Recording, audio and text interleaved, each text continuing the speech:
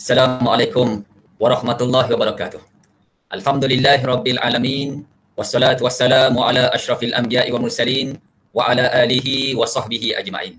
Rabbi syrah li sadri, wahai Tuhanku lapangkan dadaku, wa yassir li amri, segala urusanku, wahlul 'uqdatam min lisani, rukaikan segala kekeluhan di lidahku, yafqahu qauli. Mudah-mudahan semua sekali yang mendengar program online bersama dengan Agrobank pada petang ini faham apa yang dikongsikan oleh kami semua, insya-Allah. Alhamdulillah, pertamanya kita mengucapkan setinggi-tinggi kesyukuran kita kepada Allah Subhanahu Wa Taala. Pada petang ini kita berdapat sama untuk mengikuti program online bersama dengan Agrobank, Facebook Agrobank, dan insya-Allah pada petang ini kita akan membincangkan satu topik yang cukup penting, yang cukup dekat dengan hati semua, iaitu digitalisasi.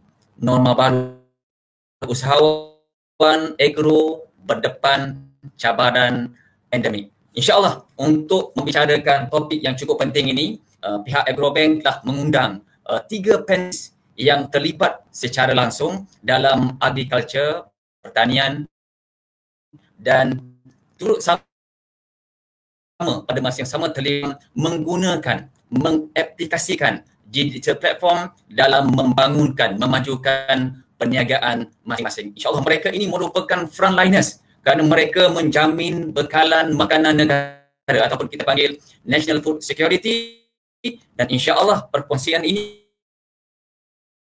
kita mengharapkan agar dapat memberikan manfaat kepada seramai mungkin, sama ada usahawan maupun masyarakat awam di luar sana, insyaAllah. Pada petang ini, pihak Agrobank telah mengundang 3 panelis, dan bersama dengan kita, panelis pertama Encik Muhammad Ibrahim atau Hayat, merupakan pemilik Hayat Trust Maju Resources, sebuah syarikat yang terlibat dalam ruminan industri, dalam industri pisang dan sayuran, dan juga pada masa yang sama membimbing ramai usahawan untuk sama-sama terlibat keluar daripada garis kemiskinan, terlibat dalam program Hijrah Ashraf ataupun Hijrah Asnaf, kerjasama antara Agrobank dan Majlis Agama Islam Negeri Kedah. Assalamualaikum Hayat, apa khabar? Dan insya-Allah untuk makluman semua, Hayat ini terlibat secara langsung di Kuala Nerang, Kedah, dan telah membangunkan lebih daripada secara langsung dalam bidang pertanian. Assalamualaikum Hayat, apa khabar? Assalam. Baik. Orang Kuala Nerang apa khabar Hayat? Oh, hujan lebat di sini. Sangat-sangat lebat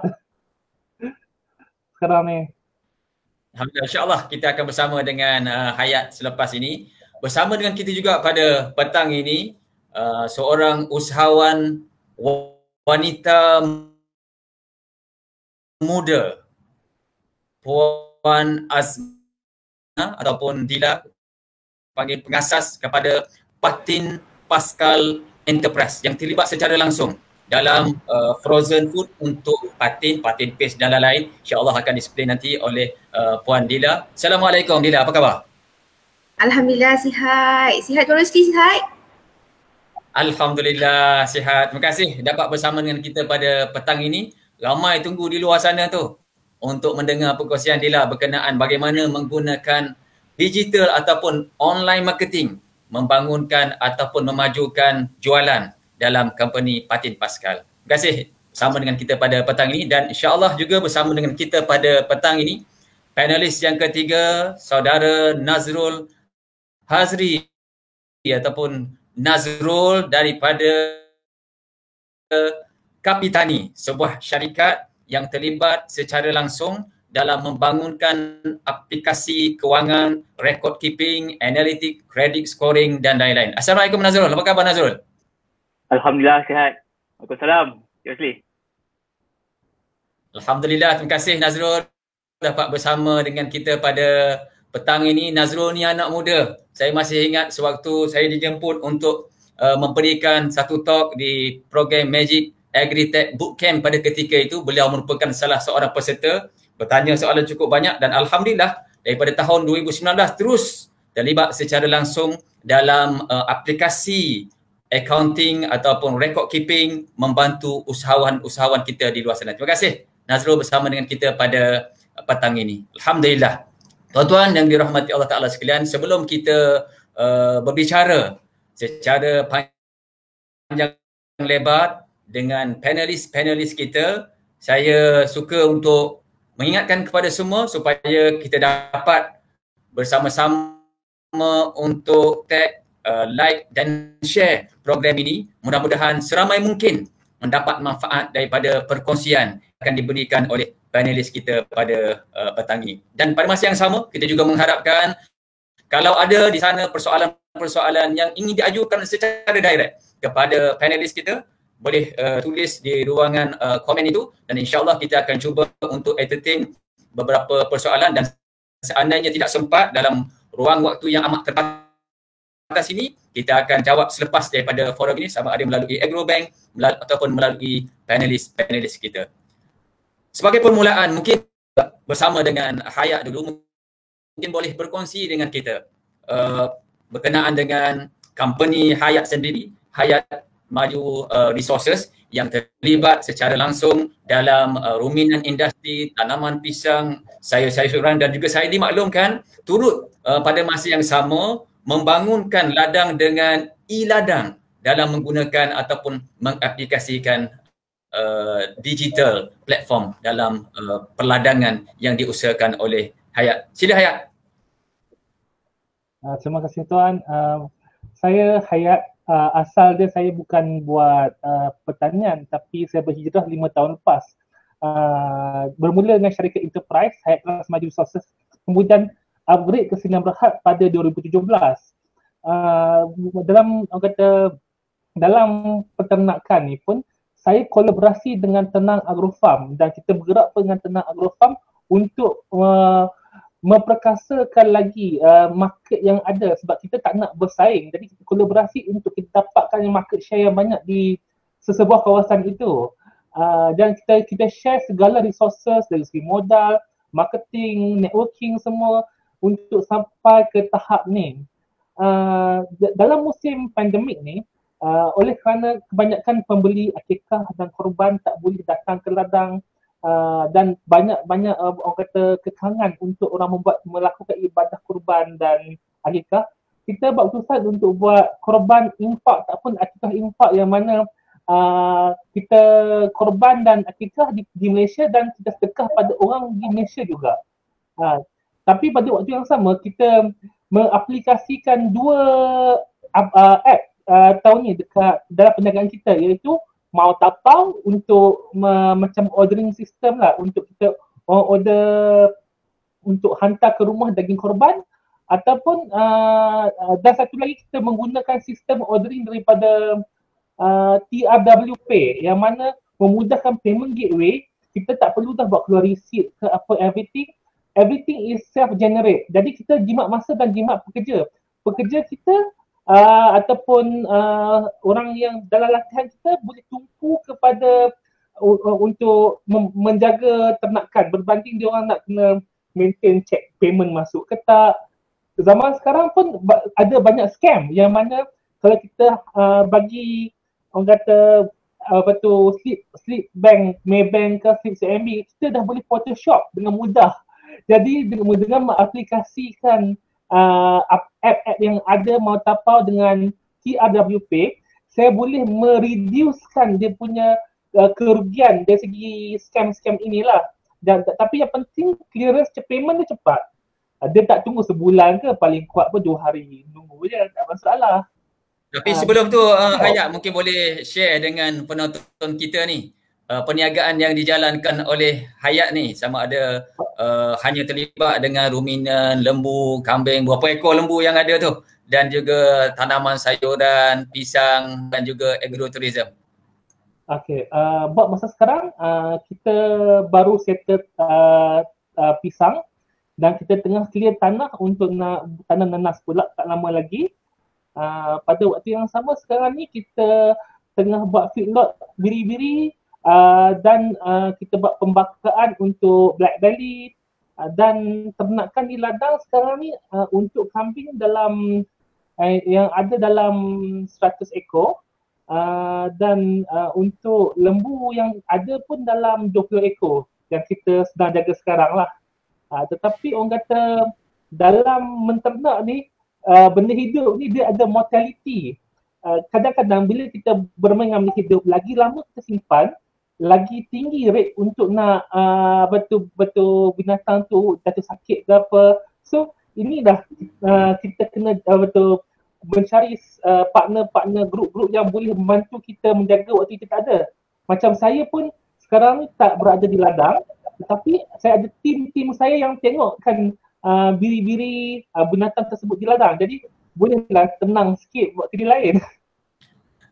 Ada dalam ruangan komen tu, Saudara Syakran, Tokeh Cili PPK Kuala Langat, dia kata Hayak ni Tokeh lembu. Berapa banyak lembu yang dijual sepanjang musim haji baru ni? Hayak. Lembu, okey. Yang kita jual secara atas talian saja. Yang atas talian kita berjaya jual dalam 27 ekor yang di atas talian. Dan yang menjual direct yang kita hantar sebelum korban dalam 50 ekor. Alhamdulillah lah kata berjaya mengharungi walaupun musim pandemik ni dengan teknologi saya berjaya juga boleh buat sale sebab kita lihat bahawa tahun ini adalah tahun paling mencabar bagi peternak, tetapi apabila kita mengaplikasikan YouTube, Facebook, Instagram, website, ini semua peternak kena ada. Bagi saya inilah marketing tool yang kebanyakan free, tetapi macam website, payment gateway itu berbayar. Peternak mesti ada untuk maju ke depan. Kalau kita ketinggalan sekarang ni, kalau kita masih menjual cash ataupun menjual secara tradisional, kemungkinan kita akan ketinggalan. Sebab zaman InsyaAllah sekarang, kita akan bicara pasal tu Hayat secara detail nanti dalam second round online marketing apps dan juga digital tools yang digunakan di Hayat Trust Maju Resources ni, termasuk juga e-peladangan yang dilaksanakan sana dalam second round nanti insyaAllah. Saya nak beralih dulu ke Dila, Patin Pascal yang terlibat dalam penjualan dan juga pada masa yang sama ada dropship, agent, ramai saya dimaklumkan ratus untuk membantu usahawan-usahawan yang lain. Mungkin Dila boleh kongsi dengan kita berkenaan dengan Patin Pascal ni. Pascal ni daripada filem Pascal tu ke apa benda, mungkin boleh share dengan penonton kita. Sila Dila. Okay, bismillahirrahmanirrahim. Assalamualaikum warahmatullahi wabarakatuh. Terima kasih Tuan Rosli. Terima kasih. Saya nak ucapkan terima kasih kepada Agrobank sudi jemput saya hari ini sebagai salah seorang panelis. Saya nak share tentang Patin Pascal ni, bagaimana kita bermula kan. Sebenarnya Patin Pascal ni kita bermula sejak tahun 2018, akhir tahun 2018 dan secara rasminya 2019 lah. Patin Pascal awalnya dia tak ada nama. Jadi bila kita ada belajar, ada step, kita perlukan ada brand. So kita kena ada brand awareness. Kita kena buat brand awareness. Jadi kita namakan Patin Pascal ni sebab kita nak ada kelainan. Kita nak ada keunikan. Sebab sekarang ni pasaran patin tempoyak frozen memang sangat besar, memang sangat banyak di pasaran. Jadi kita nak carikan kelainan. Apa yang lainnya kita nak tawarkan kepada orang kat luar sana. Jadi kita tawarkan satu produk yang belum ada di pasaran, iaitu patin pedas keladi. Patin Pascal ni diambil namanya berdasarkan singkatan kepada produk utama kita ni lah, patin tempoyak keladi ekstra pedas. Jadi patin tempoyak keladi ekstra pedas, singkatan dia patutnya Patin Pascal. Tapi bila Pascal tu dia tak cantik kan, jadi kita komersialkan jadi Pascal. Itulah backgroundnya. Keladi tu gatal tak apa nama tu ni Dila? InsyaAllah tak. Makan keladi. Ya, insyaAllah tak gatal. Sesiapa boleh makan. Dia bukan keladi yang isi tu tau. Dia batang keladi yang memang kita buat ulam. Kalau ulam ni kita celur macam tu pun sedap. Dia satu lagi keladi ni rasa dia crunchy. Dia lembut di luar tapi bila kita makan dia crunchy. Dia akan rasa crunchy tu. Okay. So sekarang ni ada berapa dropship agent di bawah apa nama tu Dila Patin Pascal? Okey, pada Pascal kita ada struktur. Kita ada struktur kita sendiri yang mana tak semua orang boleh jadi ejen di bawah kita. Sebab kita nak pastikan ejen-ejen kita dapat buat sale dan dapat buat jualan dengan semaksimum mungkin. Jadi di Semenanjung Malaysia kita ada 5 orang stokis yang menjaga negeri Perlis hingga Johor. Okey, Perlis hingga Johor kita ada 5 orang stokis yang mana stokis ni memainkan peranan sebagai leader di negeri masing-masing lah. Ejen kita ada seramai 200 orang ejen di seluruh Semenanjung Malaysia sahaja, dan dropship kita ada hampir lebih kurang 500 orang di Semenanjung Malaysia sahaja, tidak termasuk Sabah Sarawak lagi. Okey, satu perkembangan yang cukup baik yang telah dibina rangkaian oleh Patin Pascal tu. Saya tengok ada juga ruangan di chat tu, Dia Azad yang disebut first time dengar Patin Frozen letak keladi. Apa yang paling special ni letak keladi ni compare dengan Patin tempoyak durian musangking ke yang lain? Dia sama je, paste tempoyak tu sama, tapi kita buat extra pedas dan kita ada tambahan kita bagi bahan tambah sedikit, iaitu kita masukkan ulam dekat situ. Kita letak batang keladi ni untuk dia more orang kata ada kelainan. Biasanya patin tempoyak plain je, orang letak daun kesum, orang letak bunga kantan tu je, tapi kita letak juga batang keladi ni untuk dia rasa ada orang kata satu kelainan. So ni sekarang ni memang kita tengah bulan 9 insya-Allah kita akan keluarkan produk patin tempoyak keladi ni sebab kita buat secara seasonal release. So hanya terhad sahaja bulan 9 hingga bulan 12 sahaja produk ni akan dikeluarkan, dan kita keluarkan tak banyak, kita keluarkan 10,000 pack sahaja. So siapa yang nak order cepat-cepat contact ejen kita, stokis kita, boleh dapatkan segera, boleh pre-order, pre-booking. Okey, alhamdulillah. Terima kasih Dila. Untuk makluman semua penonton, Dila Patin Pascal ni merupakan salah seorang pelanggan dan juga peserta yang dibimbing oleh Agrobank Center of Excellence, dan saya masih ingat masa awal-awal kita berikan bimbingan di peringkat awal tu dalam mentoring session sale lebih kurang 30. Alhamdulillah lepas daripada session tersebut kita course, kita share berkenaan dengan online marketing, 30 naik ke 40,000, naik ke 50, 80,000 dan sehinggalah sekarang dalam masa sebulan sale saya dimaklumkan telah mencecah 160,000 dan ke atas lah. Apa tips dia, macam mana Dila buat? InsyaAllah pada second round nanti insyaAllah. Saya nak balik ke saudara Nazrul dari Kapitani, merupakan satu syarikat yang dibina, yang diasaskan oleh muda ke Iskandar dan bapa yang lain untuk menggunakan aplikasi seperti accounting, web based, cloud based, analytics, crowdfunding dan lain-lain sebagai platform untuk membantu usahawan di sana. Mungkin saudara Nazrul boleh share lebih detail berkenaan dengan Kapitani. Sila Nazrul. Okey, terima kasih Encik Rosli dan Agrobank lah atas jemputan kepada Kapitani. Kami sebenarnya berbesar hati untuk bersama hari ini, dan seperti Encik Rosli sebut sebentar tadi, Kapitani ni asalnya produk Magic Bootcamp tahun 2019. And kebanyakan daripada ahli Kapitani yang asal ni bukannya petani pun. Kami bertemu dengan Encik Rosli di Magic, and kemudian sewaktu kami melakukan validation masalah di kalangan petani dan bagaimana kami dapat membantu Kapitani, kami telah berjaya berhubung dengan tim PPK Kuala Langat di bawah kendalian Encik Syakran Samsudin.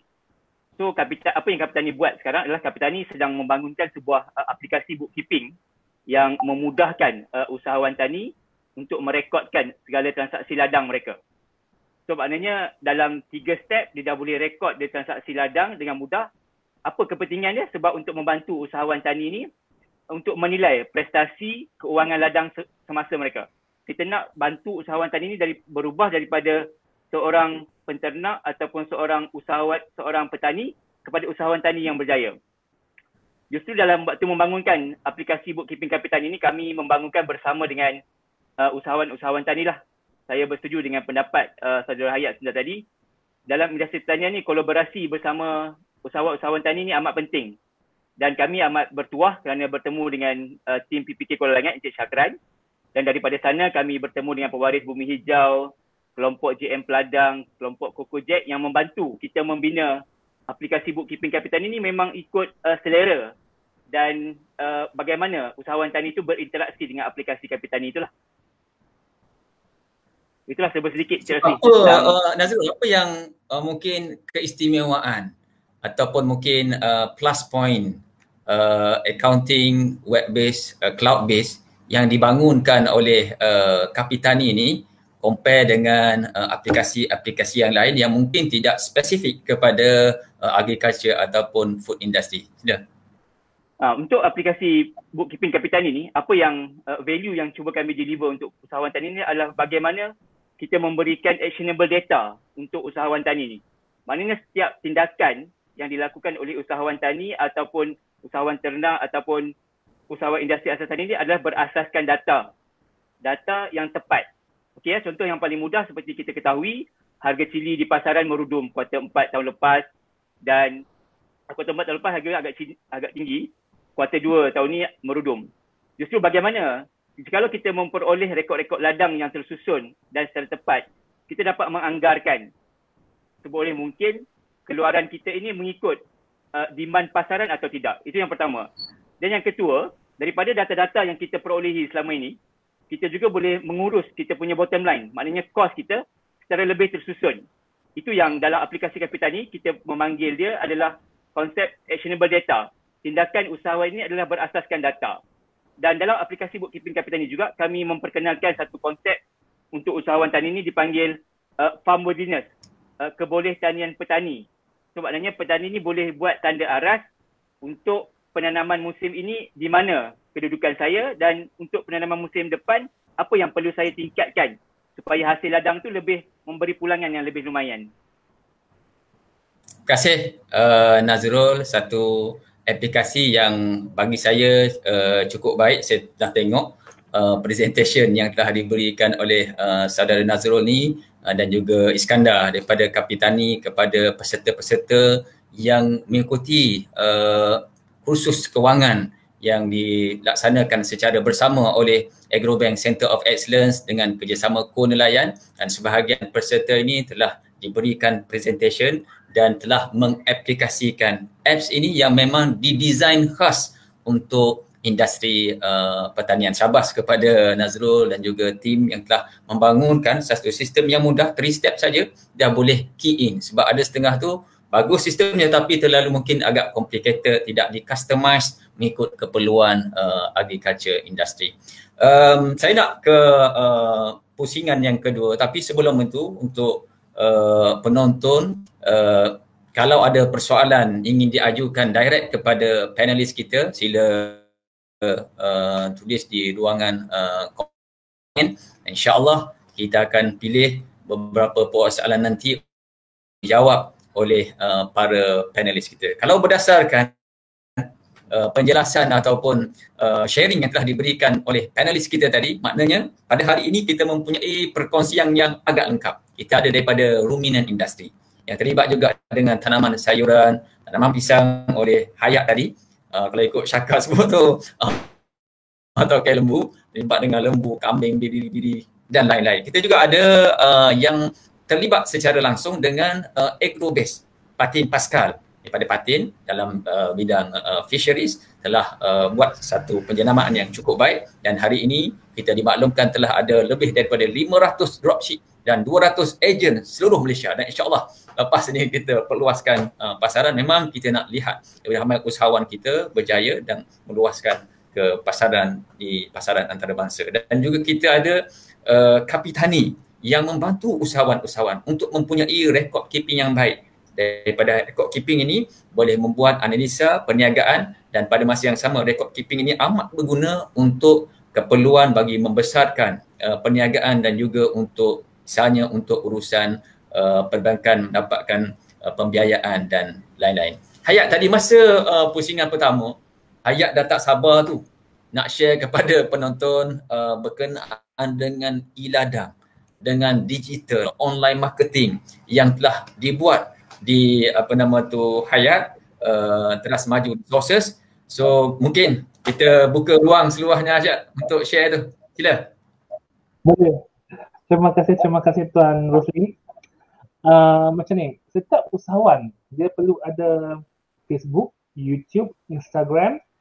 Twitter saya tak galakkan sangat sebab nak maintain dia payah dan kebanyakan yang di Twitter ni orang-orang yang bukan segmen market saya, tetapi semestinya saya juga ada website, Blogspot, yang mana saya buat search engine optimization untuk image dengan website supaya ranking di website tu saya antara yang teratas.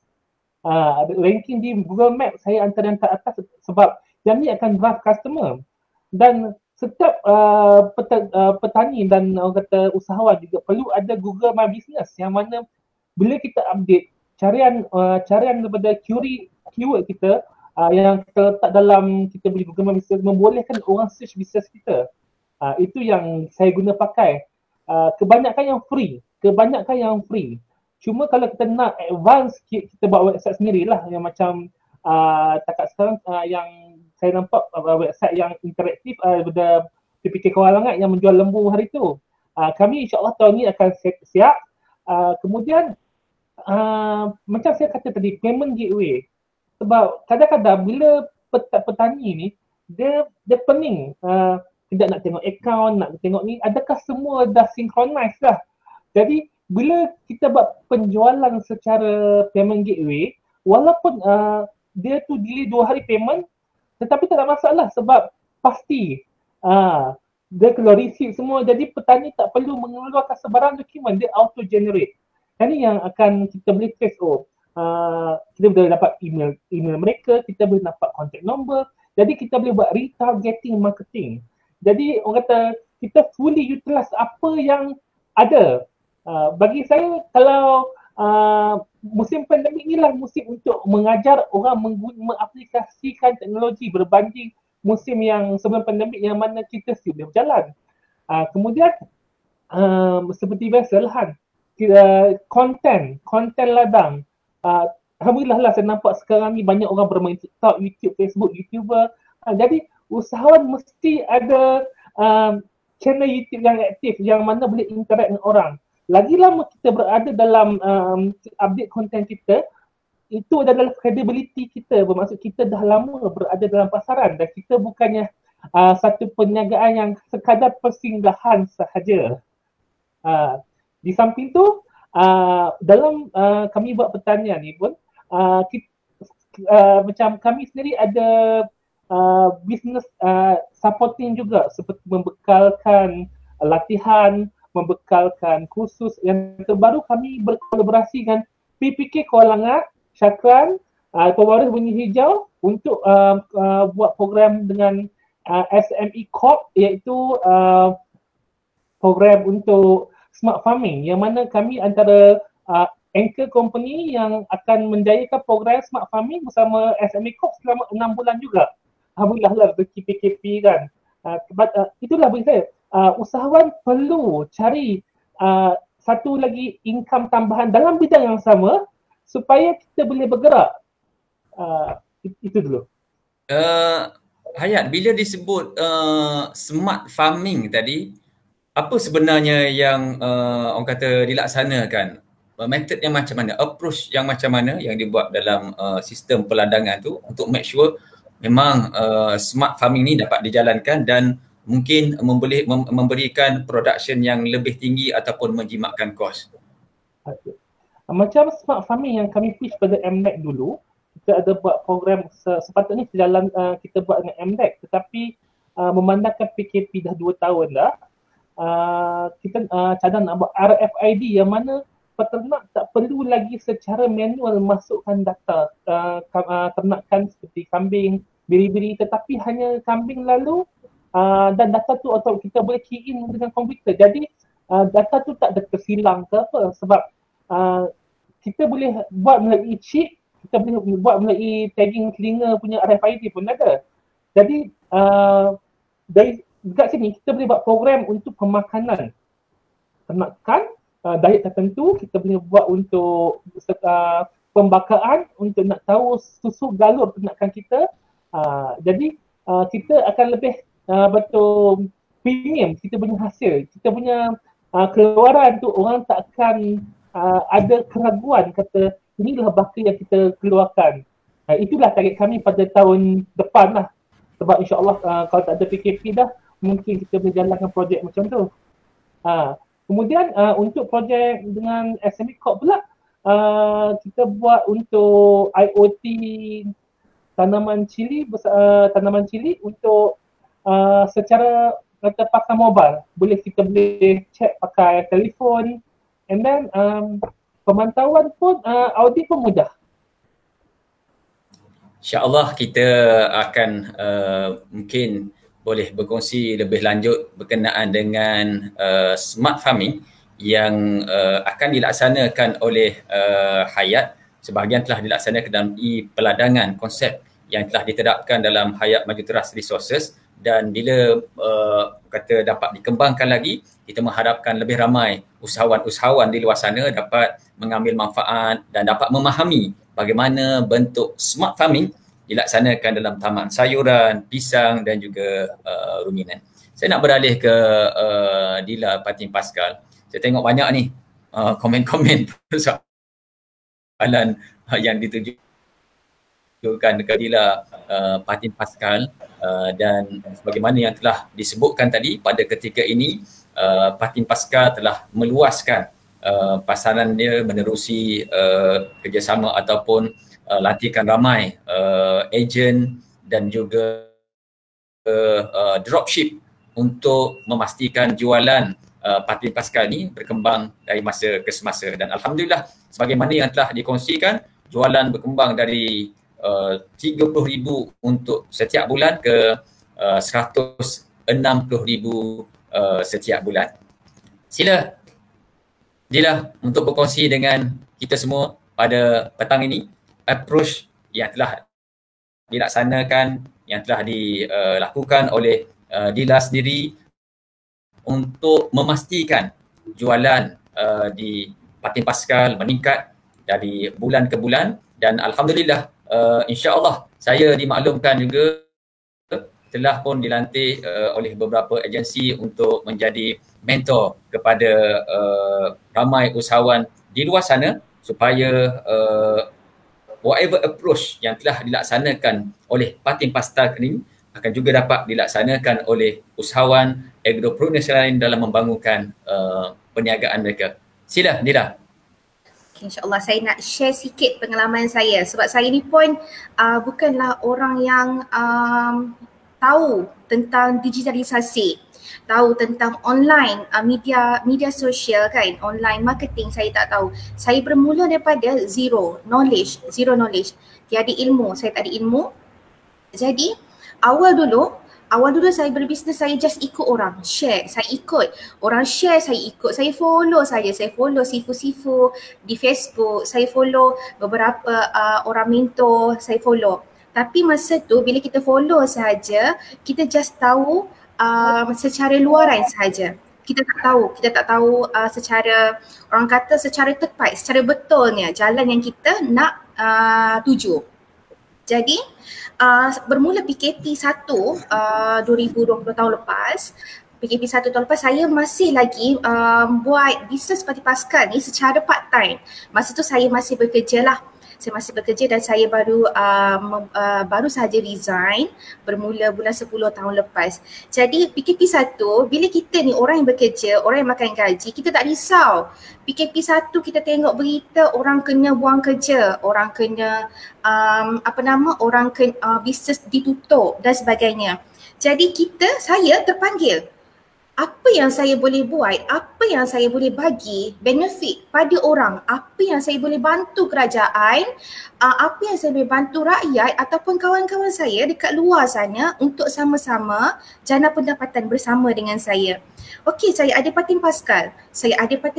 Kenapa saya tak kembangkan Patin Pascal ni untuk sama-sama orang boleh jana pendapatan dengan kita bersama-sama. Bukan nak menguntungkan diri kita sendiri ni, tapi kita nak bantu orang lain yang dah hilang kerja, tak ada modal nak bisnes, tak tahu macam mana, jadi kita bantu. Dengan cara macam mana? Kita gunakan online marketing 100%. Saya tak ada kedai fizikal masa tu. Saya buat dekat rumah saja. Saya buat dekat rumah dengan ada 2 freezer saja masa tu. Itu pun saya dapat freezer satu saya beli dan satu lagi saya dapat grant Agripreneur Muda sebanyak RM15,000 daripada MAFI sebelum ni lah dengan bantuan Lembaga Pertubuhan Beladang.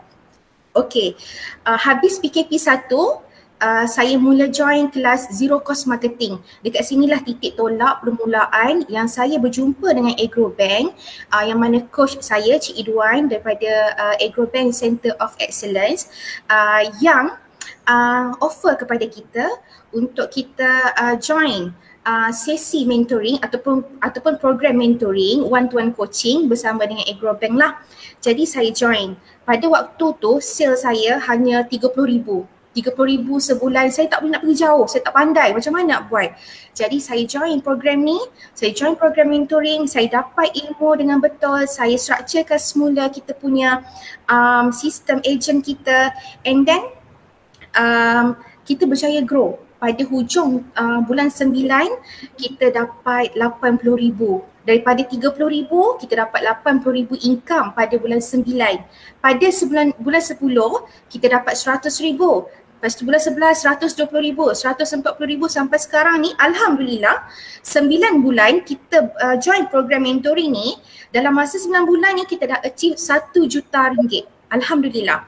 Terima kasih Agrobank bantu saya, bagi peluang pada saya untuk sesi mentoring ni lah. Jadi untuk ejen-ejen dekat luar sana, kita ada satu sistem ataupun satu konsep ejen, satu kawasan, satu ejen sahaja yang mana ejen ni boleh luaskan kawasan menggunakan team ataupun dropship di bawah mereka. Jadi ejen dan dropship boleh sama-sama jana pendapatan. Kita guna kaedah circle. Jadi bawaan dari perkongsian mulut ke mulut, kita guna kaedah circle kan. Kita ada masing-masing ada circle masing-masing. Jadi gunakan circle tu untuk kita buat more team, more income. Jadi kita gunakan 100% media sosial, Facebook, kita gunakan Instagram, WhatsApp. Kalau kita guna 3 ni saja pun insya-Allah kita boleh dapat 5 atau 6 angka sebulan. Tapi kena buat betul-betul. Kita gunakan zero cost marketing, jangan guna FB Ads, jangan guna apa-apa ads yang berbayar dulu. Guna sahaja platform yang ada disediakan secara percuma ni. Gunakan semaksimum mungkin, sekerap yang mungkin, gunakan dengan cara yang betul. Jadi insya-Allah kita boleh dapat income yang lebih daripada yang kita nak. Jadi jangan lupa join group kita, jangan lupa join group team kita untuk kita jana pendapatan bersama-sama. Okey. Dila, tadi Dila sebut kena aplikasikan sepenuhnya medsos yang ada, especially yang zero cost, yang tidak berbayar ni. Mungkin boleh bagi tips sikit, orang kata penggunaan yang betul tu macam mana online ni supaya dapat dimanfaat, sebab ramai di luar sana nak menggunakan medsos yang ada ni menerusi aplikasi WhatsApp, Facebook, tetapi dia tak tahu apa kaedah yang betul. Dila. Okey. Satu resepi dia kena konsisten. Saya bukan nak share resepi patin tempoyak hari ni. Saya nak share resepi macam mana kita nak grow bisnes kita menggunakan online marketing media sosial. Satu, kena konsisten. Kita kena konsisten. Satu lagi, kita kena flow. Kita tengok flow. Kita kena tengok traffic. Kita kena kenal pasti waktu mana yang kita perlu post, kaedah yang macam mana, posting yang macam mana audiens kita punya target segmen kita yang orang yang macam mana. Jadi kita kena post sesuatu ataupun iklan kita ni menggunakan copywriting yang betul agar kita punya target kita sampai, kita punya misi kita berjaya sampai kepada customer ataupun target segmen kita. macam tu. Kalau kita main cakap macam kita cakap saya rumah tak jadi. Dia tak jadi. Kadang tu tak sampai emosi kita. Kalau kita marah ni, saya menaik pun kadang sampai ke emosi orang kan. Jadi kita kena cari satu kelas ataupun kita kena cari ilmu ataupun tengok follow Facebook mentor Facebook yang banyak dekat luar sana, banyak ada mentor. Jadi kita follow, kita gunakan media sosial. Jangan guna sekadar nak scroll tengok gosip kan, jangan guna scroll tengok gosip jadi, tapi kita gunakan duit yang kita keluarkan tadi tu untuk bayar bil telefon kita, postpaid kita, top up kita tadi tu, jangan bazir kan. Gunakan. Ala-ala kita tengah scroll tadi, kita boleh post iklan kita. Tapi tak semestinya satu hari tu semua iklan kita nak promote ikan patin kita. Ada cara dia. Jadi kalau nak tahu cara dia, boleh contact team kita. Kita letakkan komen tu, boleh contact stokis kita dan lock tempat yang mana ada kosong lagi untuk jadi ejen, dan insyaAllah kita akan share cara macam mana nak buat sales. Ada beberapa persoalan yang diajukan oleh penonton kita. InsyaAllah kita akan kongsikan dan tanya kepada Puan Dila selepas daripada Nazrul. Ni saya nak beralih ke Nazrul. Nazrul tunggu tu sekejap tu. Dari Kapitani, anak muda yang membangunkan apps accounting sistem berdasarkan web based dan juga ada analytics.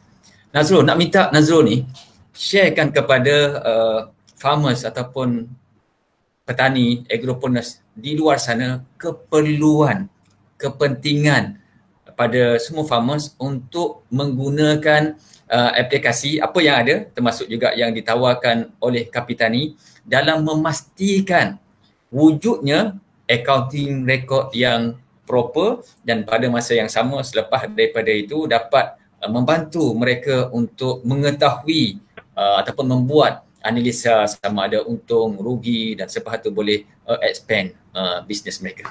Sila Nazrul. Baik, Cik Rosli. Daripada perkongsian yang kita nampak daripada Puan Dila dengan Encik Hayat tadi, kita nampak bila ada pandemik ni dia ada banyak berlaku ketidaktentuan. So bila berlaku ketidaktentuan ni, dia selalunya akan melambatkan kita untuk bertindak balas lah. Terutamanya dalam perniagaan ni selalunya kita perlu buat tindak balas yang cepat dan tepat. So that's the most important point lah sebenarnya. Bila kita ada rekod-rekod perniagaan, rekod transaksi kewangan ni dengan tepat, dia akan membantu kita untuk menilai situasi semasa dengan lebih cepat dan tepat untuk macam mana kita react. Contoh paling mudah, bila government announce PKP 1.0 dulu, kalau kita ada rekod kewangan dan transaksi ladang dengan tepat, kita tahu macam mana nak react. Hasil akan keluar bila, pasaran macam mana kita nak address. Yang tu nombor satu. Nombor dua juga, kita akan dapat tahu situasi dan menilai dia dengan secara lebih detail. Orang kata in a bit and a bite. Maknanya kita tahu secara detail waktu situasi ni macam mana kita akan bertindak balas. Dan kita juga akan mengetahui down the road, dalam jangka masa 6 bulan atau setahun akan datang, apa impak kewangan ataupun operasi ladang terhadap perniagaan kita. Itu antara intipati penting lah. Kepentingan untuk kita mengetahui rekod ladang dan transaksi kewangan ladang yang lebih penting lah. Bagi usahawan tani pula, saya lebih suka untuk melihat kepada bagaimana kita membantu pihak-pihak berwajib seperti dalam konteks ini Agrobank, Kementerian Pertanian dan Agri Makanan dan Jabatan Pertanian dan sebagainya lah. Yang pertamanya berkenaan dengan bagaimana dengan rekod-rekod ladang ni sebenarnya akan memudahkan kita untuk aplikasi MyGap, Sijil Amalan Baik Pertanian, yang jika kita lihat secara detail dalam MyGap tu, kebanyakan keperluannya memerlukan kita untuk memperoleh satu rekod ladang yang baik. Dan di sini aplikasi Bookkeeping Kapitani cuba untuk membantu usahawan tani. Kita memperkenalkan konsep cloud storage, di mana kalau sebelum ni Encik Rosli, usahawan tani ni kebanyakannya kita sendiri pun kadang-kadang bila kita beli barang, receipt atau invoice kita simpan bawah dashboard, dalam dashboard dekat kereta ataupun dalam poket. Tapi bila kita moving forward, macam yang disebut oleh Encik Hayat tadi, apabila kita dah ada sistem point of sale online, kita dah ada QR Pay, Bookkeeping Kapitani ini akan membantu untuk menjadi satu dashboard yang mudah untuk usahawan tani menilai oh hari ni ada sekian banyak sale. Hari ni saya spend banyak untuk bottom line dan cost dan sebagainya. Dan rekod-rekod ladang ni sebenarnya adalah hampir 60% keperluan untuk usahawan tani ni apply kepada MyGap, CJ Amalan Baik Pertanian. Dan juga rekod yang sama juga sebenarnya diperlukan oleh pihak Agrobank untuk urusan-urusan perbankan, aplikasi geran dan loan dan sebagainya. Justru kepentingan rekod ladang ini amat kritikal untuk kita mengetahui kedudukan keuangan ladang semasa kita lah. Sebelum tu Cik Rosli, kita nak berkongsi lah waktu asal Kapitani bermula ni. Bila Cik Ayat sebut tentang smart farming tu, itulah mula-mula Kapitani datang ke industri pertanian ni bercakap pasal teknologi yang besar lah. Tapi bila kita jumpa dengan para usahawan tani di bawah, kebanyakannya berkata teknologi ni mahal, susah nak dapat, mereka nak membiayai dia agak mahal dan sebagainya. Kapitani bertanya baliklah kepada usahawan tani ni, bagaimana dengan urusan-urusan keuntungan ataupun rekod-rekod keuntungan jualan yang diperoleh untuk season-season sebelum ini? Kebanyakannya akan melakukan guesswork. Secara teka, musim lepas ada kot saya untung dalam 2,000. 2 musim lepas dalam 10,000. So benda-benda ni yang menyebabkan sebenarnya jika kita dapat rekod ladang yang tepat, kita dapat membuat keputusan dengan cepat dan membantu kita. Contoh macam Encik Hayat sebut, bila kita ada smart farming, dia akan membantu usahawan tani untuk terus mengoptimalkan hasil ladang mengikut keperluan pasaran. Okey, terima kasih Nazrul atas perkongsian yang cukup baik berkenaan dengan kepentingan untuk mempunyai record keeping yang baik dan bagaimana melalui aplikasi digital kita dapat memanfaatkan, dapat melihat ataupun membuat analytics sejauh mana bisnes kita. Dan saya difahamkan apa yang disediakan oleh Kapitani pada hari ini bukan setakat untuk bisnes-bisnes yang besar, tetapi termasuk juga yang jual goreng pisang, yang terlibat dengan jualan burger. Mungkin boleh share, Nazrul? Ini yang menarik ni. Kita pun berterima kasih kepada pihak Agrobank Center of Excellence. Seperti yang disebutkan sebentar tadi, kita bermula dengan usahawan tani. Dan sekarang kita telah branch out untuk juga melihat kepada usahawan industri asas tani. So di mana kelompok-kelompok downstream juga kita melihat keperluan untuk mendapatkan rekod-rekod kewangan dan transaksi yang lebih menjurus kepada pengurusan kewangan yang lebih efisien. Dalam konteks ini, saya lebih suka untuk memberi contoh kepada beberapa peserta koperasi nelayan yang diketuai oleh sahabat saya, Sador Iskandar. Kita banyak melihat kepada bagaimana aplikasi bookkeeping ini membantu mereka, terutamanya dalam pengurusan kos semasa. Ini selalunya yang akan kita nampak akan ada gap. Contoh dalam penghasilan beberapa goreng, even kalau kita melihat kepada goreng pisang sekalipun, harga kos yang paling maksima ataupun the optimal price bottom line ni adalah akan menentukan bagaimana keuntungan kita pada masa depan. So untuk usahawan industri asas tani ni, terdapat keperluan yang penting untuk kita tahu untuk bulan Januari ni berapa sebenarnya indeks harga kos kita. Kalau kita mengetahui perkara ini dengan lebih details dan tepat, dia akan membantu kita untuk mengira kos. Dan seperti disebut oleh Puan Dila juga sebentar tadi, dalam kos-kos yang terlibat dengan pemasaran dan sebagainya, ini akan membantu kita untuk memaksimalkan margin yang kita ada. Terdapat keperluan yang sangat penting untuk kita mengetahui kos-kos ini. Kalau kita melihat di dalam environment digital yang kita ada sekarang seperti aplikasi Hargapedia dan sebagainya, consumer di luar sana dapat melakukan satu analisa harga pasaran yang mudah. Justru bagi pihak Kapitani, melalui data-data yang kita terkumpul daripada aplikasi bookkeeping Kapitani ini, kita akan dapat membantu usahawan tani ini menilai kos semasa ladang, kos semasa usaha mereka. Dan kita akan dapat membantu usahawan tani atau usahawan industri asas tani ini untuk mengetahui juga, sebenarnya di kedai A ni harga sekian-sekian barang lebih mudah berbanding dengan kedai B. And then kita dapat tahu demografi prospek kita dengan lebih mudah. Contoh macam usahawan cili, dia akan tahu, jika aku menjual bulan sekian-sekian, aku lakukan penjajualan tanaman mengikut keperluan pasaran, kita akan dapat memperoleh harga pasaran yang lebih stabil dan membantu usahawan tani ni untuk memperoleh pendapatan yang lebih stabil, saya rasa. Ya, terima kasih kepada Azrul. Sebab ialah sebahagian daripada agropreneurs kita, farmers kita, bila dia tidak mempunyai accounting record yang proper, dia ingat dia dah untung. Sebab tak tahu kos, tapi bila ada proper accounting record, tahu yang sebenar, baru mereka menyedari sebenarnya bisnes mereka ini dalam fasa ataupun di peringkat mengalami kerugian misalnya. Dan sepatutnya bila berhadapan ini, sepatutnya sebahagian daripada kos ini mencari metod yang terbaik untuk mengurangkan kos ataupun mungkin untuk meninggikan lagi jualan. Terima kasih Nazrul. Ada beberapa persoalan yang diajukan di sini dan kepada sidang penonton yang ingin bertanya boleh terus untuk tulis di ruangan chat ini.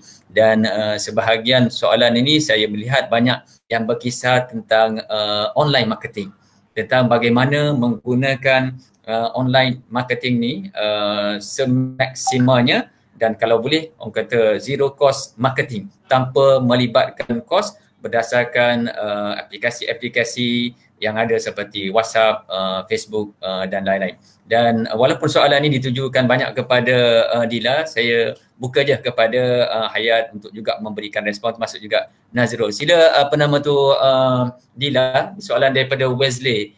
Wesley ni yang saya masih ingat kita telah mengadakan sesi juga sebelum ini, sebuah SME yang terlibat dengan pizza. Ada pizza Korea, macam-macam pizza lah tu. Ada 20 lebih saya ingat jenis pizza yang dikeluarkan oleh Wesley. Persoalan kepada Dila ni, bagi dropship, bagaimana cara puan delivery order customer? Adakah melalui courier service, contoh Pos Malaysia, atau melalui ejen yang terdapat di serata Malaysia? Dan juga ada persoalan yang kedua tadi, bagaimana untuk mempunyai ataupun membuat copywriting yang bagus, yang cantik, approach yang bagaimana supaya pelanggan-pelanggan terkesan emosinya dan seterusnya membeli produk-produk kita. Sila, Dila.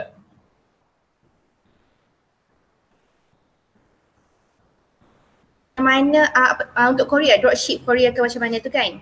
Okey, dalam Parti Paskal kita ada satu struktur ejen, stokis, ejen dan dropship, yang mana stokis ni merupakan leader ataupun ketua di negeri masing-masing. Jadi di dalam negeri tu kita ada ejen. Ejen ni pula lingkungan dia di dalam kawasan dia dalam 30 km, dalam 30 km persegilah dia, circle dia 30 km radius. Okey, bawah 30 km radius ni kawasan kita ada dropship. Jadi kita belajar daripada pengalaman yang lepas. Pergerakan waktu PKP adalah 10 km radius sahaja. Jadi kita wujudkan dropship satu tempat satu kawasan. Bila satu tempat satu kawasan ni, so tak ada masalah untuk kita buat penghantaran sebab kita adalah frozen food. Frozen food ni tak banyak courier yang ambil. Jadi kita sebagai HQ kita akan supply kepada ketua-ketua sahaja untuk ketua agihkan kepada ejen-ejen dan ejen akan agihkan kepada dropship. Jadi dropship ni akan sampaikan kepada end user, kepada pelanggan kita. Jadi dekat sini yang saya sebut tadi, kita gunakan circle. Kita bukan guna segitiga, maknanya orang atas sahaja yang dapat keuntungan kan. Jadi kita gunakan circle bulatan. Jadi semua orang akan merasa semua orang akan merasa satu keuntungan yang sama rata dan juga akhirnya end user dapat produk kita dengan cepat. Kalau kita guna courier, kita kena tunggu 24 jam, kemungkinan kualiti ikan akan rosak, kemungkinannya couriernya tak ada, tempat yang nak sampainya tak ada, so tak achieve kita punya matlamat untuk satu rumah ada produk Parti Paskal. Jadi kita gunakan dropship ni, misalnya satu kampung ada satu dropship, guys, satu kampung ada satu dropship, satu taman ada satu dropship. Jadi Parti Tempoyak kita ni akan dapat segera kepada end user, so tak payah nak tunggu lama. dropship kita akan pegang stok, agent kita ada stok, stokis kita ada stok macam tu. Jadi sentiasa akan ada insya-Allah. Jadi untuk soalan yang kedua tadi, copywriting. Macam mana buat copywriting yang betul? Copywriting ni dia ada beberapa jenis. Kita kena pasti dulu jenis-jenis copywriting. Bila kita kena pasti jenis-jenis copywriting ni, kita akan mudah untuk buat copywriting dan kita kena tahu apa dalam copywriting kita perlu ada. Jadi kalau nak tahu boleh join team kita, saya akan share dekat situ. Boleh contact kita ada letak dekat komen tu, team kita ada letakkan komen. Link telefon, link nombor WhatsApp, stokis kita di seluruh semenanjung Malaysia. Boleh contact stokis kita dan stokis kita akan share lah jenis-jenis copywriting, headline dan sebagainya. Okey, terima kasih Dila di atas penjelasan tadi. Mengharapkan agar yang bertanya dapat memahami dan juga mungkin dapat mengaplikasikan kaedah yang terbaik, sama ada menggunakan kurier dan lain-lain dan pengurusan penghantaran produk yang ditawarkan. Mungkin Hayat boleh nak menambah daripada persoalan khususnya berkaitan dengan copywriting tadi. Cuma di sini ada persoalan daripada penonton ni, Hasan Isra. Antara cabaran yang perlu ditempuh dengan pemasaran digital ialah kesukaran mendapatkan lebih banyak prospek kerana wujudnya pesaing dari luar negara secara terus. Sejauh mana strategi pemasaran Hayat Resources dapat bersaing dengan pemain industri luar, contohnya peternak di Thailand, padang terap dekat dengan Thailand lah. Hayat, bagaimana untuk bersaing ni? Dan termasuk juga sewaktu program ban di Tanah Suci bagi aktiviti. Sila Hayat.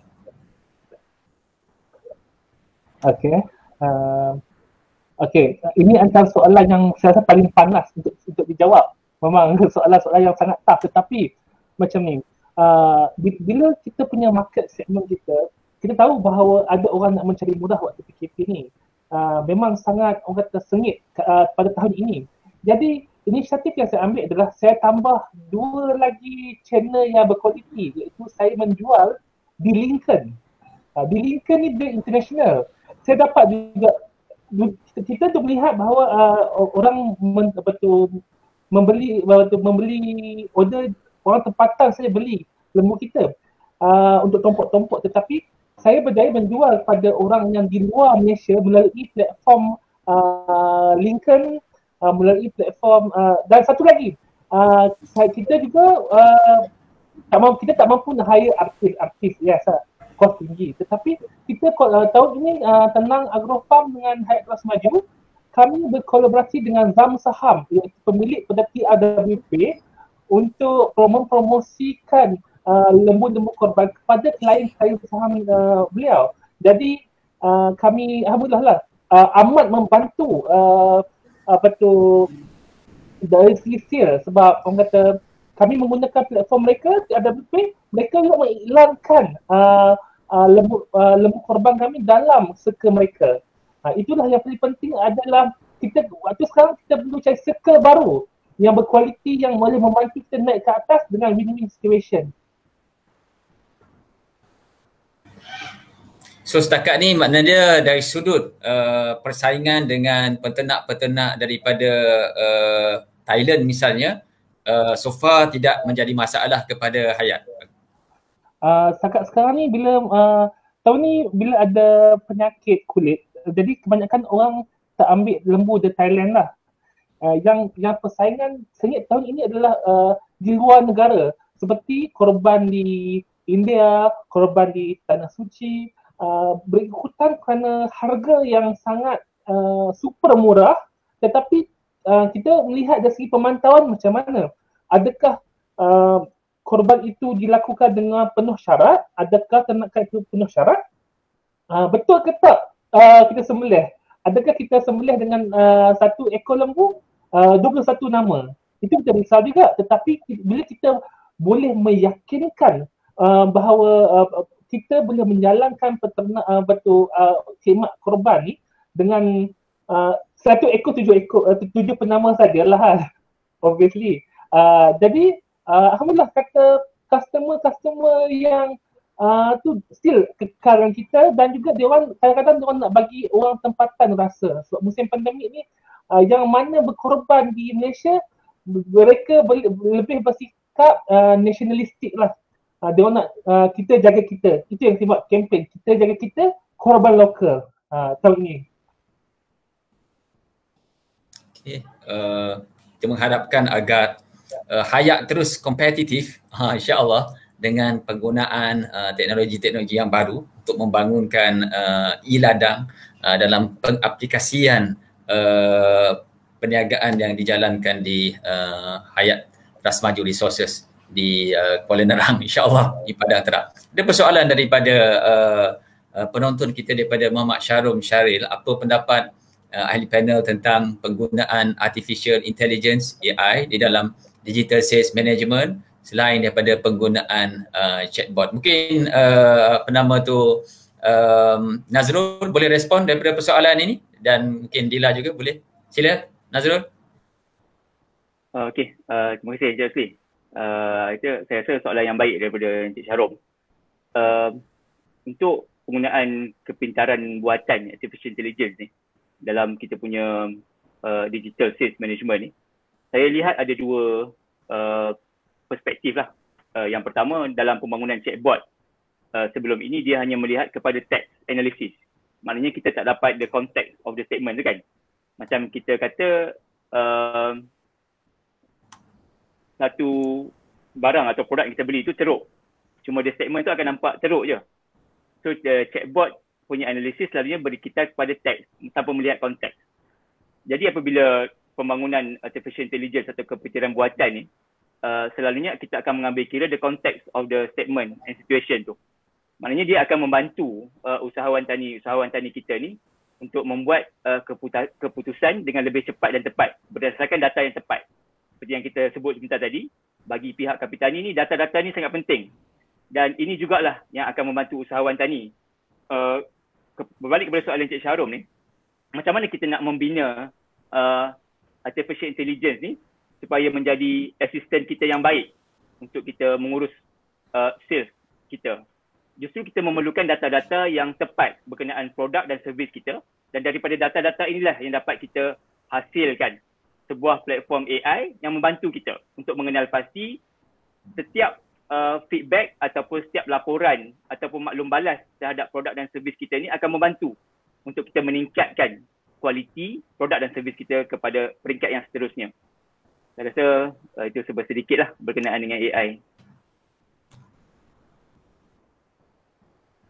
Terima kasih kepada Nazrul di atas penjelasan tadi. Saya nak beralih ke Dila ni sebab ada beberapa persoalan lagi kepada Dila Patin Pascal ni, sebab yalah di luar sana ramai yang bila mendengar Patin Pascal dan termasuklah daripada program-program yang dijalankan oleh Agrobank Center of Excellence sendiri, antara model ataupun mentor yang selalu disebut ialah Dila Patin Pascal lah, sebab kita nak meramaikan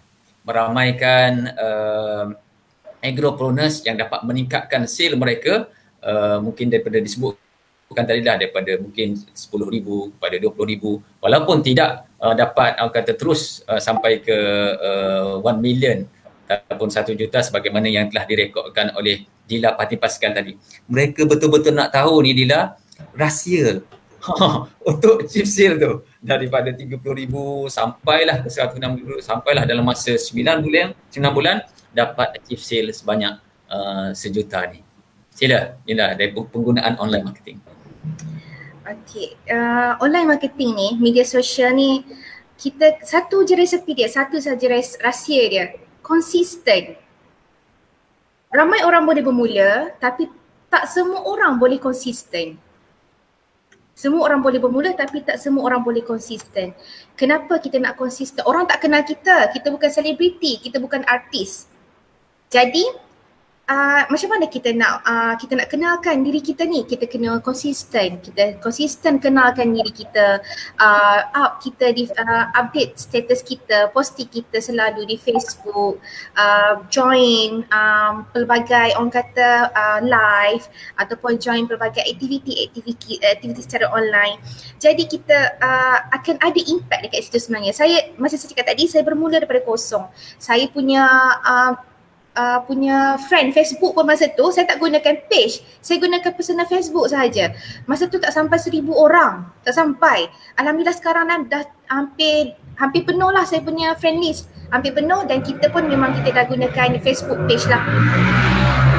Kita gunakan Facebook page secara total. Jadi rahsia kita kena konsisten. Kita dah bermula, kita kena ambil step atau kita kena ambil langkah pertama. Jadi selepas kita ambil langkah pertama, kita kena terus konsisten. Kalau kita tak konsisten, memang kita tak dapat nak achieve apa yang kita target. Kita memang tak dapat capai. Jadi kena konsisten. Memang satu lagi, tawakal kepada Allah. Tawakal kepada Allah, bab kata coach saya, orang bisnes tawakal kepada Allah ni adalah 100%. Jadi bila kita tawakal kepada Allah, Allah bantu kita. Minta apa saja pada Allah, minta nak kaya, Allah bagi kaya, tapi ada ujian dia. Ada ujian dia. Jadi kena siap sedia dengan ujian dia, kena kuat, mental, emosi, fizikal semua kena kuat. Saya alhamdulillah sejak saya join program mentoring, saya ada satu impact positif pada diri saya. Saya tak cepat menatah, saya lebih cool down. Masalah bertubi-tubi dalam tak sampai setahun ni, bermacam-macam masalah.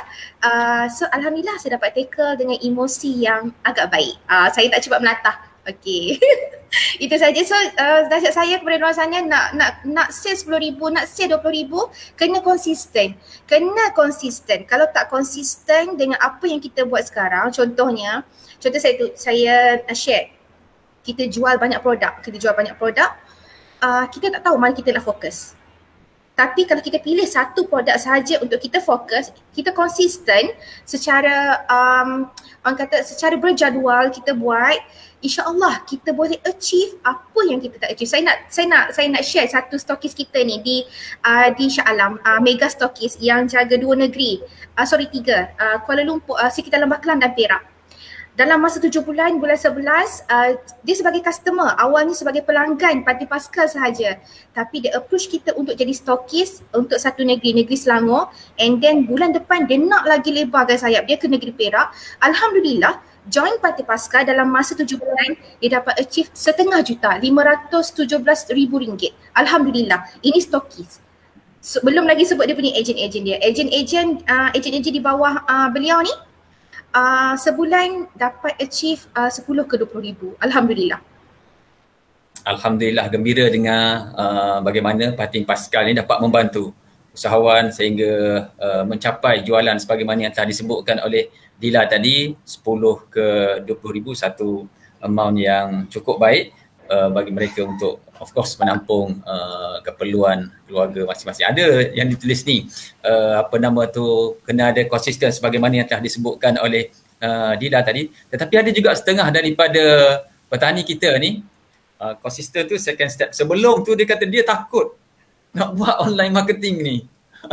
Dia tak biasa macam mana untuk ataupun Dila boleh memberikan sedikit motivasi kepada ramai micro entrepreneurs di luar sana yang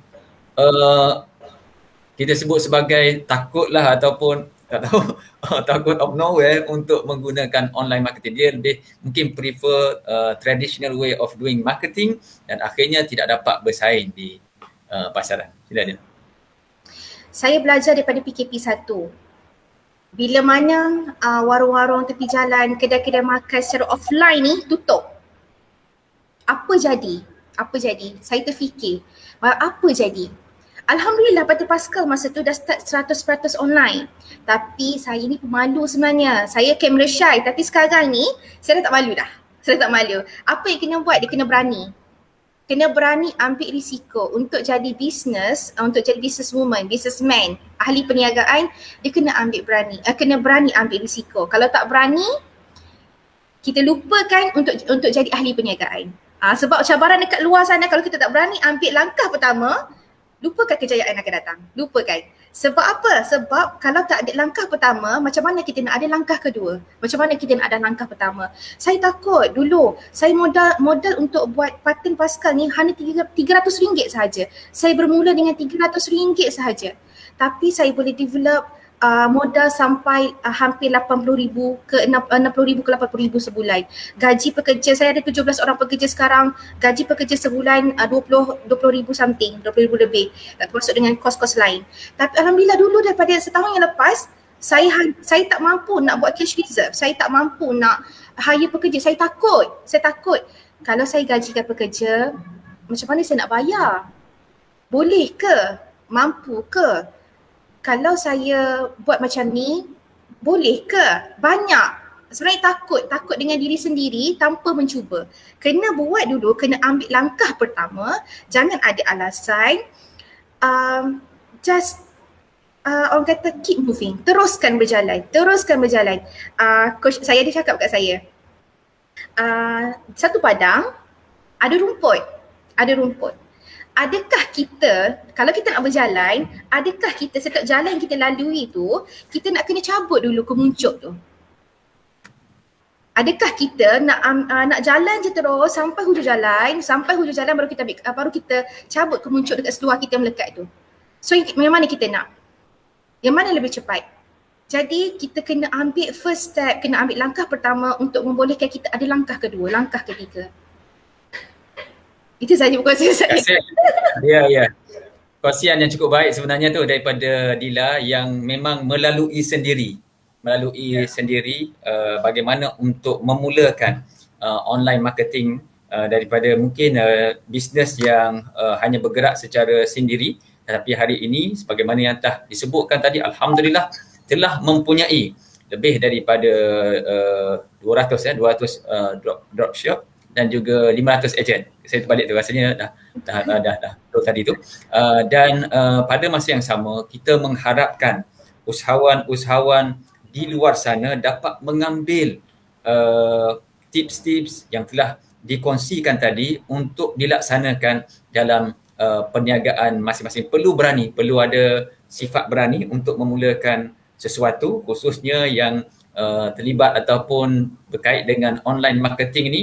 Dan insya-Allah kami di Agrobank, khususnya Agrobank Center of Excellence, menganjurkan beberapa program termasuk zero cost marketing, kursus perancangan kewangan, BMC dan lain-lain, sebenarnya untuk memupuk, untuk melahirkan usahawan-usahawan yang ada first step tadi, yang berani. Selepas itu bagaimana tips yang dikongsikan oleh Dila tadi, bagaimana untuk terus konsisten menggunakan apps ini, menggunakan aplikasi-aplikasi digital yang ada untuk membangunkan, untuk memajukan perniagaan masing-masing. Alhamdulillah, terima kasih di atas perkongsian yang cukup baik daripada semua panelis tadi. Kita dah sampai ke penghujung sesi online kita. Of course, saya kira banyak lagi persoalan-persoalan yang diajukan oleh para penonton kita. InsyaAllah sebagaimana yang telah disebutkan di awal tadi, kita akan reply sama ada melalui Agrobank. Kalau persoalan tersebut direct kepada panelis, insyaAllah kita akan tag dan kita akan share dengan panelis untuk memberikan respon balas kepada penonton-penonton. Kita ke sesi yang terakhir, sesi conclusion lah. Mungkin kita bermula dengan Hayat dulu untuk sebagai pesanan kepada usahawan-usahawan di luar sana supaya berani untuk menggunakan whatever digital platform, method, instrumen, tools yang ada di luar sana untuk digunakan dalam perniagaan masing-masing. Sila Hayat. Okey, sebelum tu saya nak terima kasih kepada Agrobank sebab lulus moratorium tahun ni. Jadi orang kata dengan apa yang ada sekarang, lebihan duit yang saya dapat sekarang, saya tambah tools untuk nak buat marketing studio saya, untuk ladang saya. Dan pesanan saya kepada semua yang ada di luar sana usahawan, kita perlu ada kolaborasi dengan usahawan yang lain. Yes, kita tak mampu untuk nak ada tools itu, tools ini, tetapi bila kita collaborate, kita boleh buat konten yang menarik. Kata hampir zero cost sebab dia ada apa, kita ada apa, and then kita buat satu konten yang menarik. Dia jual ni, kita jual ni, kita bergabung. Jadi saya nampak itu lebih cepat naik sebab kita tak macam saya sendiri, saya berpartner dengan usahawan yang jual benda lain. So bila kita buat satu contoh posting ke apa, kita boleh menjual. Macam terbaru saya sendiri panggil orang buat shooting tu telekong dekat ladang saya tanpa saya keluarkan kos, tapi saya dapat positioning yang saya nak. Memang kata, betul ke orang datang dekat ladang ni nak shooting telekong? Tak ada masalah. Sebab bagi saya kita nak zero cost. Sangat-sangat rendah cost kita nak orang kata publicity. Alhamdulillah lah kata dapat mileage, dapat everything, tetapi the keyword is usahawan perlu collaborate. Kalau dia duduk seorang-seorang, kadar kesyahidan tu tinggi, tetapi kalau dia collaborate dengan usahawan yang terutama di luar bidang dia, canggih ayat tu kadar kesyahidan tu. Terus saja.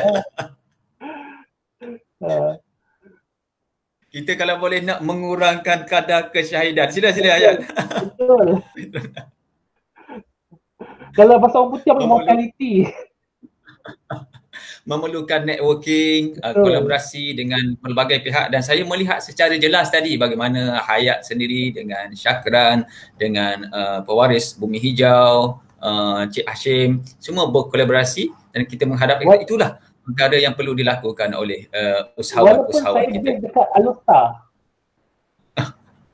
Dengan pelbagai kecanggihan yang ada pada hari ini, walaupun location yang berbeza, Hayat di Alusta dan juga Padang Terap, Syakran di PPK Kuala Langat dan juga Bumi Pewaris Hijau pun di area yang sama, tetapi dengan kemajuan digital yang ada, platform yang ada mesti dimanfaatkan untuk membantu mengembangkan perniagaan masing-masing. Terima kasih banyak kepada Hayat. Mungkin daripada Dila untuk terus mungkin share harapan dan juga tips yang terakhir kepada penonton-penonton kita. Banyak sebenarnya apa yang disebutkan oleh Dila tadi, di sini tak boleh malu. Malu buat apa, hanya kalau buat dosa saja. Malu untuk bisnes tak boleh malu. Khususnya dalam menggunakan aplikasi-aplikasi yang ada dalam digital platform. Sila Dila. Betul.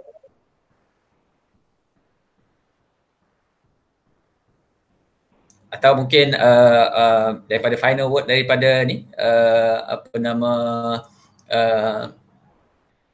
Nazrul. Okey, terima kasih Cik Rosli sekali lagi. Saya rasa kita banyak mendengar lah berkenaan dengan beberapa pengalaman. Saya rasa petang ni secara dekat lah dengan Patin Pascal, juga Tuan Hayat dalam industri ruminan. Bagi pihak kami ada 3 nilai utama yang kami melihat lah bagaimana kita boleh membantu usahawan tani dan usahawan industri asas tani ni. Yang pertama dalam kerjasama di antara semua pemain industri dalam the value chain tu. Yang ini akan membantu kita untuk membina ekosistem industri asas tani ini secara lebih tersusun dan membantu semua pihak, semua player yang dalam value chain ini akan memperoleh keuntungan dan memperoleh manfaat kepada semua. Nombor 2 berkenaan dengan komuniti. Yang ini kami sangat berterima kasih lah. Walaupun kami bukan daripada, seperti saya sebut tadi, bukan daripada latar belakang pertanian, tapi kami memperoleh akses kepada individu-individu, kelompok-kelompok usahawan tani yang sangat membantu. Agrobank Center of Excellence, pihak Agrobank sendiri, pihak PPK Kuala Langat, pihak Lembaga Pertubuhan Peladang yang membantu kita untuk kita mengenal pasti dan membantu usahawan tani ni supaya mengetahui dalam keadaan pandemik ni kita akan terus dan berterusan menghadapi satu bentuk situasi yang tidak menentu dan kita harus bersedia. Dan ini menjurus kepada nilai ketiga yang Kapitani cuba bawakan kepada industri asas tani ini, iaitu digitalisasi lah. Dan kita tahu untuk kita bergerak ke depan ni, digitalisasi ni bukan lagi norma baru, ia akan jadi habit, satu habit kita. Digitalisasi ni akan seterusnya akan menjadi habit.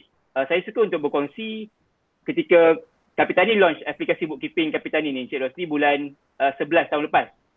Sebab kita ingat PKP dah habis. Kami dah jadualkan sesi dengan usahawan tani di Terengganu, Kelantan dan Kedah. Justru bila ada PKP 2.0 bulan 2, bulan 3 tahun ni, kita start. macam mana kita nak, sebab kita tahu usahawan tani ni kita perlu turun ke bawah, kita bantu dia untuk memahami bagaimana nak buat record keeping yang baik. Apa yang kami buat, kami perkenalkan konsep Akademi Kapitani Online. Satu kelas perancangan kewangan secara percuma yang kita lakukan setiap hari Ahad malam. Siapa-siapa yang berminat, usahawan tani minat, kami sangat berbesar hatilah untuk menerima. Boleh drop di kapitani.co website dan register. Akademi Kapitani Online ni adalah satu bentuk tindak balas kami terhadap kekangan pergerakan tu. Kita buat satu sesi online dan kita beri sesi penerangan secara percuma. Dan untuk aplikasi bookkeeping Kapitani ni pun buat masa sekarang kita masih membuka semua permohonan dan secara keseluruhannya hampir pengguna yang pada masa sekarang ni akan dapat akses kepada aplikasi bookkeeping ini secara percuma lah. Dan kita percaya daripada aplikasi bookkeeping lah kita dapat mendidik usahawan tani dan usahawan industri siasatan ini untuk kita tahu data kita ni adalah sumber kekayaan baru. 5-6 tahun akan datang, data-data inilah yang akan menentukan kita di mana dan kita boleh secara tidak langsung membina kekayaan baru daripada data-data perniagaan yang kita ada ni, insyaAllah. Dan Kapitani percayalah usahawan tani dan usahawan industri tani yang berjasa kepada kita ni memerlukan kita untuk membantu mereka supaya ia dapat menjaga kedaulatan industri makanan kita di negara, insyaAllah. Terima kasih kepada Nazrul dan saya kira apps yang telah dibangunkan dan kita sebenarnya sendiri telah terlibat bersama dengan beberapa peserta yang terlibat dengan program Agrobank Center of Excellence, khususnya bersama dengan Ko-Nelayan. Kita telah expose ataupun share sistem ini dan alhamdulillah pada hari ini telah pun diguna pakai oleh peserta-peserta Ko-Nelayan dan mendapat feedback yang baik. Kita mengharapkan agar petani-petani kita, agropreneurs kita di luar sana mempunyai record keeping, accounting sistem yang baik supaya dapat melakukan analisa sama ada bisnes mereka mengalami kerugian ataupun mencatatkan keuntungan dan daripada situ boleh mengambil langkah-langkah yang terbaik hasil daripada analytics ataupun analisa terhadap perniagaan sendiri. Mungkin Dila untuk final word, sila. Saya nak bagi nasihat ni, saya malu sebab saya ni orang baru je dalam bisnes, tapi saya nak share lah, saya nak share. Ya, sila. Usahawan baru kan, usahawan baru yang baru nak berjinak-jinak dalam bisnes, yang baru nak kenal bisnes ni, perniagaan ni, satu nasihat saya, jangan malu. Jangan malu, ambil langkah pertama. Biarkan orang kata apa nama, bayang-bayang ataupun orang kata yang berbisik-bisik tu dalam kepala kita buang, ambil langkah pertama, tawakal tu Allah, tawakal kepada Allah, insya-Allah Allah bantu kita, Allah akan lorongkan kita, akan tunjukkan jalan dan kita akan jumpa circle-circle bisnes yang kita akan orang kata kita akan dapat lah. Jadi untuk yang nak berbisnes tapi tak tahu nak bisnes apa, boleh join Parti Pascal, boleh join team kami dan kita akan develop satu team. Kita lebih kurang macam brotherhood punya team, macam tu, brotherhood. So jadi setiap lapisan akan dapat keuntungan yang sama rata. Kita tak ada yang ni untung lebih, tak ada. So kita akan guide usahawan Parti Pascal ni berjaya sama-sama dengan kita. Jadi usahawan yang kat luar sana, kawan-kawan saya yang mana belum lagi ambil first step, langkah pertama untuk achieve target masing-masing, buat sekarang, jangan esok, jangan lusa, tapi kena sekarang, kena draw, kena lukis, kena visualizekan apa yang kita nak buat agar kita boleh capai. Kita cepat capai. So bila kita visualize, kita listkan hajat kita, insya-Allah kita akan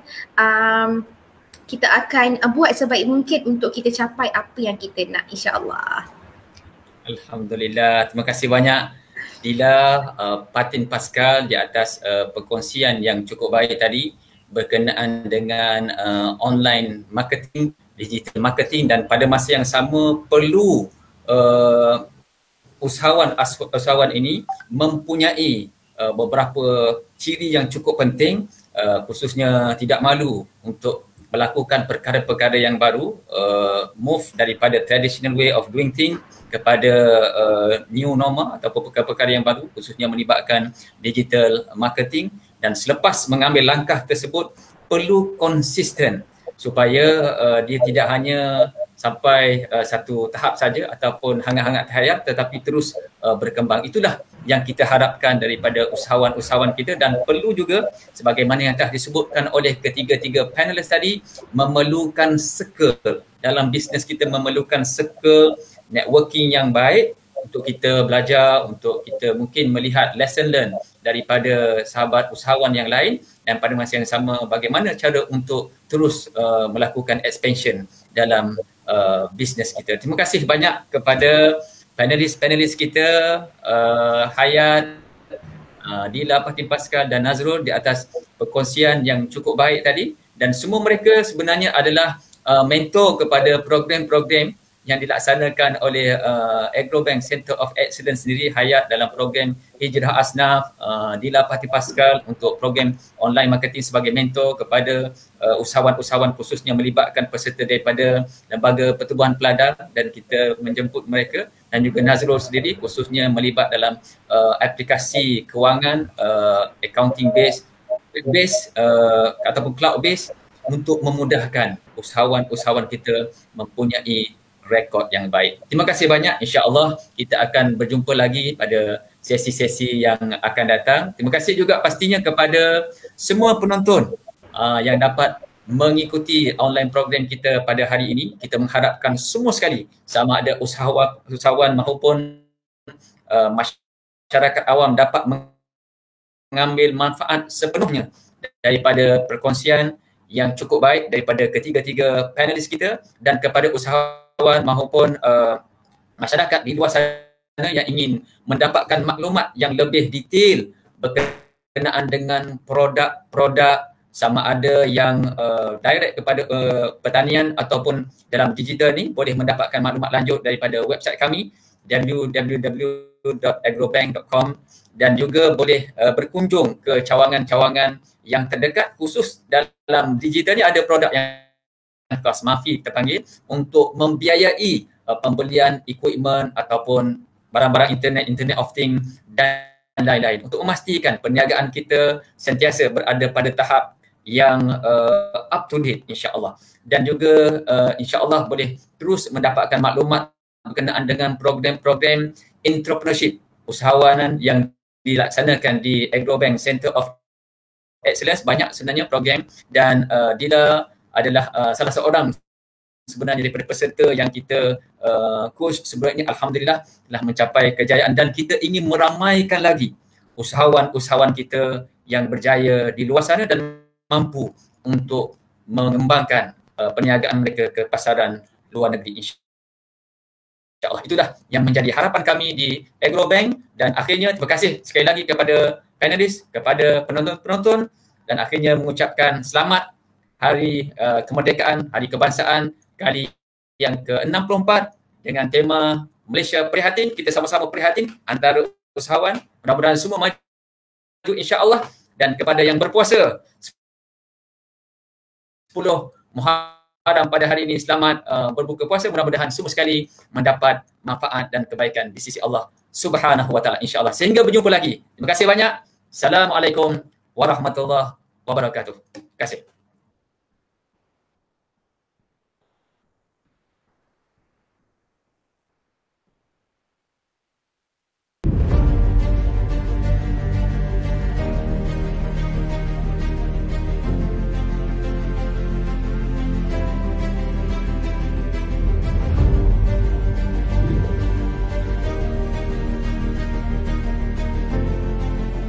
Saya buat perniagaan ternak ikan asangka ni tahun 1991, mana dalam 27 tahun. Agrobank alhamdulillah lah, mana kerjasama dia banyak memberi tunjuk ajar dan beri sokongan bagi segi pinjaman. Selalu mari pantau kata projek macam mana, kadang-kadang ada musim banjir, musibah ke, dia ada penangguhan dia, kira Agrobank ni kira ambil cakna lah, ambil tahu lah mana tak kata bagi pinjam buat diam ya. Kadang-kadang kita pun bukannya kata steady juga, kadang-kadang bermasalah juga. Prinsip ni kita kena bersungguh-sungguh lah, gigih dan bersungguh-sungguh lah. Sebab kerja sangka ni benda tak nampak kan ada lain.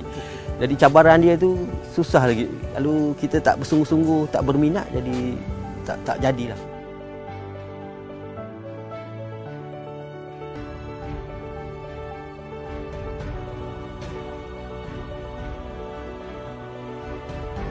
Pada mulanya kita buat hanya kecil-kecilan, setakat 2-3 ekor je. Pada hasil yang kita dapat tu, kita belikan lembu setiap bulan seekor.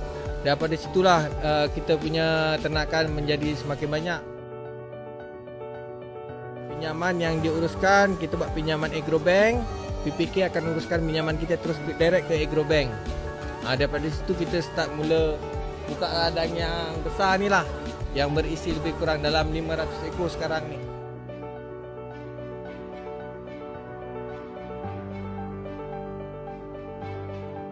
Dulu kadang-kadang kami dapat 300 sebulan, ikut sama orang lain. Okay, kalau buat sendiri? Buat sendiri saya ada pendapatan kurang lebih lah 4,000. Ya. Tapi nak buat sendiri itu perlukan modal enjin, bot sendiri dan sebagainya. Bagaimana Pak Cik cari modal tu? Ya, saya ini baru-baru saya dapat pinjam lagi sama Agrobank. Saya beli bot, saya beli enjin, saya beli bot 3. Dua bot. Saya pertama 1 saya punya. Okay. Ya, saya tambah 2 lagi. Dalam 1 hari kami jalan, kadang-kadang kami dapat harga ikan 1,000 lebih 1 hari. Kalau mau ada rezeki lah. Pak Cik masa sudah kali ke-5 meminjam microkredit itu. Ya. Jadi setiap kali itu Pak Cik boleh naik lagi, naik lagi. Pertama saya dapat di Agrobank 7,000. Sampai dapat 10,000, sampai 15,000, sampai sekarang ini 50,000. Macam mana keadaan keluarga pun terus bagus? Ya, terus bagus juga. Saya syukur ada pondok-pondok kan saya buat, karena saya dapat pinjam juga di Agrobank. Saya tidak melalui saya orang tengah.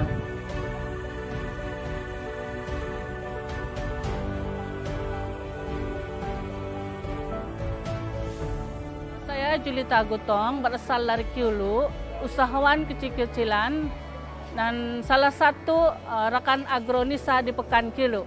Saya jual bayam, labu, macam-macam jenis sayur kampung. Kalau musim buah-buahan saya jual langsat, rambutan, durian, manggis, banyak lagi. Sejak dari 2017. Sebelum ini tidak pembelian agronisa kan kami kecil-kecilan saja. Musim buah saja saya pergi jual. Sekarang saya menjadi rekan agronisa, banyak membantu saya. Banyak manfaat yang saya dapat seperti menambah baikan kebun, sebagai modal pusingan. Habis pendapatan pun lebih sedikit demi keberlangsungan keluarga saya. Ya, demi untuk perbelanjaan anak-anak ke sekolah.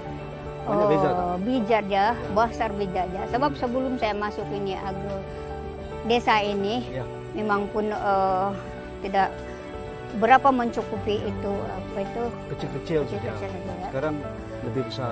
Lebih besar sebab ini nanas ini sudah mula tanam dan mula memberikan hasil dia tuh buat dia minggu saya petik punya buah.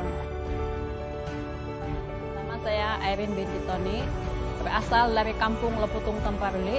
Jenis tanaman yang kami usahakan sekarang ialah kami tanam pisang, buah-buahan macam rambutan, langsat, manggis, koko.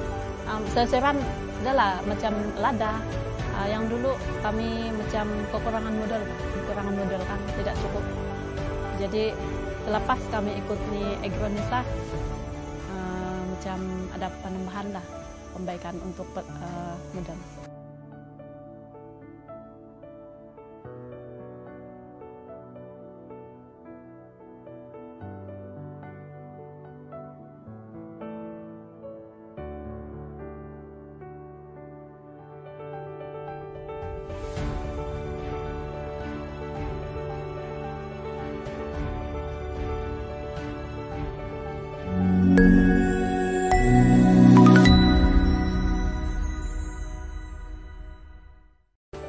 Hasil dia tuh buat dia minggu saya petik punya buah. Nama saya Irene binti Tony, berasal